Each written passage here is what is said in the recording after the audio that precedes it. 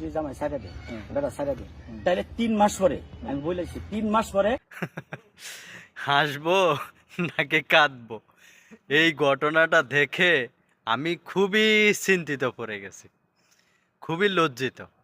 আসলে হুজুরের হাতে কোনো সময় ছিল না, যার জন্য হুজুরে এত জায়গা থাকতে মসজিদের সিঁড়ির উপরে কামটা সারা হালাইলো।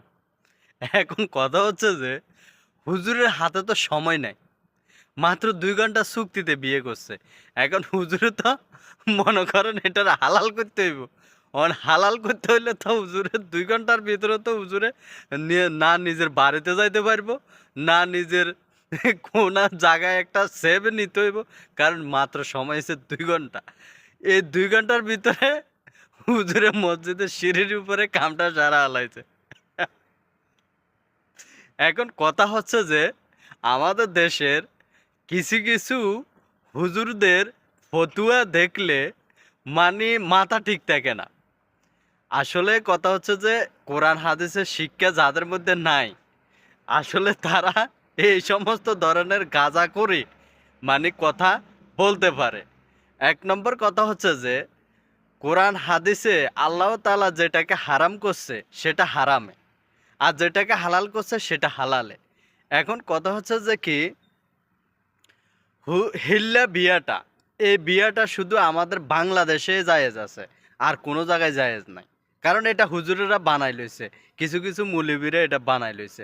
কিল্লেগা বানাইছে সেটার বিস্তারিত অনেক লম্বা হবে, তো অনেক লম্বা কথা বলতে চাই না।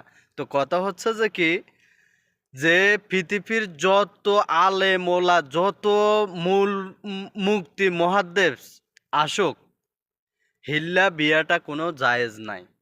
যে মুখে থেকে 3 কথা বলে দিছে স্বামীয়ে তার স্ত্রীকে, তালাক হয়ে গেছে।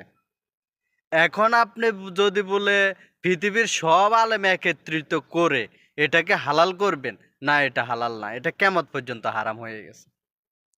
এখন কিয়ামত পর্যন্ত যেহেতু এটা হারাম হয়ে গেছে, এখন আমাদের দেশের এই চেয়ারম্যান মেম্বার, তারপরে ধরেন বিভিন্ন এই যে এই টাইপের হুজুরেরা, হ্যাঁ এটাকে তো মনে করেন মনে করতেছে এটারে অন্য জায়গায় বিয়ে দিলে আবার আনা জায়েজ আছে, কিন্তু এটা ইসলামে জায়েজ নাই, এটা ইসলামে কখনো জায়েজ নাই।